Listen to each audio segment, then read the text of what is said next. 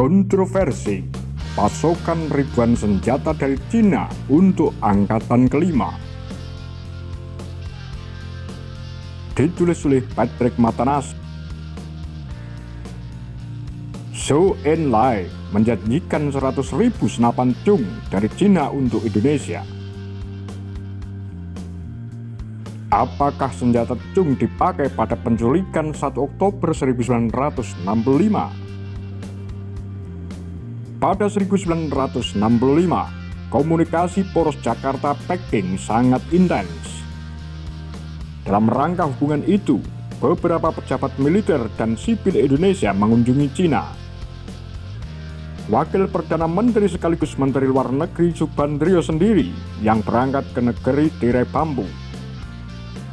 Ia didampingi Menteri Ahmadi, Deputi Operasional Menteri Panglima Angkatan Darat Mayor Jenderal Mursyid, Menteri Panglima Angkatan Laut R.E. Marta Dinata, Menteri Panglima Angkatan Kepolisian Inspektur Jenderal Sucipto Danukusumo, dan Deputi Operasional Menteri Panglima Angkatan Udara Sri Mulyono Herlambang. Dalam kunjungan pada awal 1965 itu, Perdana Menteri Cina Zhou Enlai menawarkan bantuan 100.000 senjata ringan kepada Indonesia. Setelah tiba di tanah air, tawaran bantuan senjata tersebut dilaporkan kepada Presiden, Panglima Tertinggi Angkatan Bersenjata Republik Indonesia ABRI, di hadapan rapat KOTI, Komando Operasi Tertinggi. Tulis Umar Dhani dalam buku pledoinya, "Tuhan, pergunakanlah hati, pikiran dan tanganku." Terbit 2001. Berkali-kali delegasi Cina berkunjung ke Jakarta. Pada bulan April 1965, Zhou Enlai sendiri yang datang. Pihak Tiongkok secara terang-terangan mendesak supaya dibentuk angkatan kelima. Tetapi pihak angkatan darat bergerak lamban. Tulis M. Siriklev dalam Sejarah Indonesia Modern.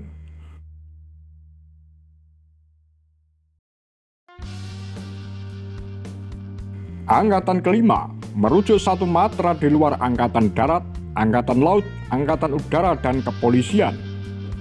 Sebagaimana 4 matra pertahanan dan keamanan tadi, angkatan kelima juga dibayangkan akan melapis 4 matra tersebut.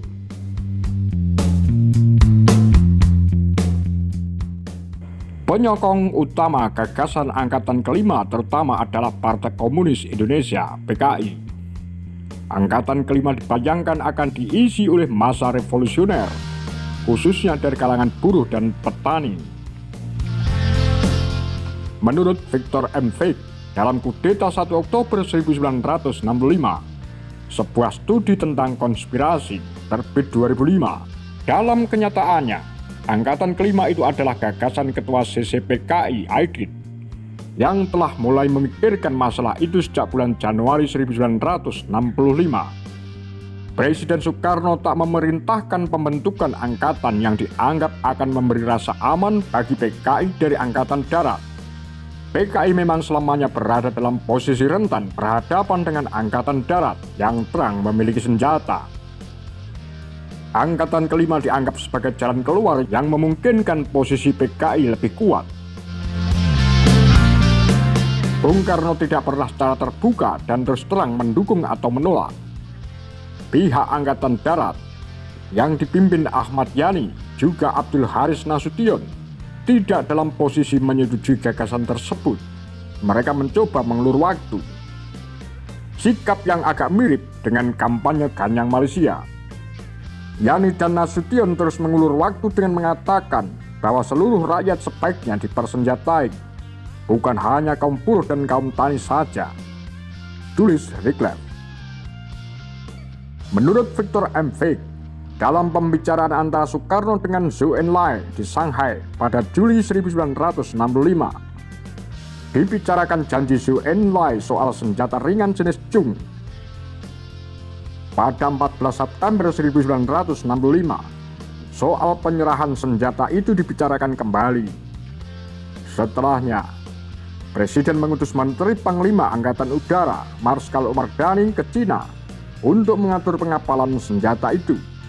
Selain dikapalkan, sebagian kecil dari senjata itu ditenteng oleh rombongan Omar Dhani yang menumpang pesawat Hercules. Jung, menurut Hendro Subroto, dalam Dewan Revolusi PKI, menguak kegagalannya mengkomuniskan Indonesia. Adalah senapan jenis karbin tipe 56 buatan RRT. Senjata itu dianggap varian dari senapan perorangan Simonov SKS buatan Soviet. Magasin senapan ini berisi 10 peluru ukuran 7,62 kali 39 mm seperti M1943 Soviet. Dalam proses pengadilan, Omar Dhani didakwa telah melakukan penerbangan ilegal ke RRC untuk mengambil 25.000 pucuk cung dengan Hercules Auri. Selain jenis cung, Omar Dhani tak lupa dituduh hendak mengambil 25.000 pucuk AK-47. Omar Dhani menyangkal tuduhan itu. Baginya, tidak masuk akal mengangkut senjata sebanyak itu. Untuk mengangkut senjata sebanyak 25.000 pucuk yang masing-masing memiliki berat 3 kg, maka pesawat Hercules harus mengangkut setidaknya 75.000 kg. Belum lagi bungkus senjata beserta amunisinya. Mustahil senjata itu dibawa dalam perjalanan pulang dengan menggunakan Hercules.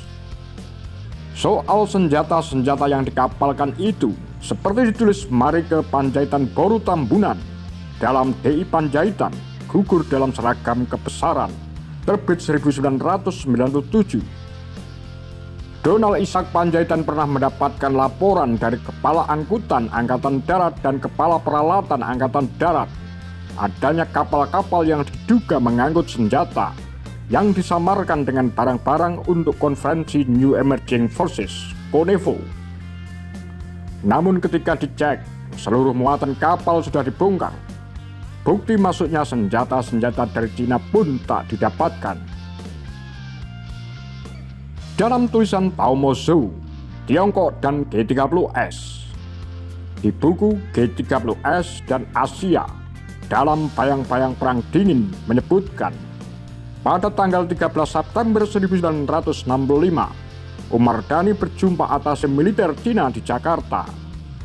Ia berharap Angkatan Udara bisa menerima 25.000 pucuk sebagai bagian dari 100.000 pucuk seperti janji Zhou. Ia sekali lagi mengatakan senjata-senjata itu akan digunakan untuk mempersenjatai buruh dan tani di sekitar Pangkalan Udara Halim, tulis Tao Mo Zhou. Pada 16 September 1965, Omar Dhani kembali berangkat ke Cina. Para pemimpin Cina bisa saja menyetujui permohonan Auri untuk membawa 25.000 pucuk itu. Akan tetapi, karena terbatasnya ruang waktu dan kesempatan antara kunjungan Omar Dhani dan meletusnya G30S, secara logistik sangat sukar bagi Auri untuk mengatur dan menerima pengiriman senjata-senjata itu. Selain itu, janji senjata dari Zhou juga butuh proses perakitan dan pengepakan, belum lagi pengiriman. Jika harus dikirimkan sekitar 25.000 senjata sebelum 30 September 1965, hal itu tidak mungkin. Senjata-senjata yang dipakai milisi dalam G30S di sekitar Pangkalan Halim sangat minim.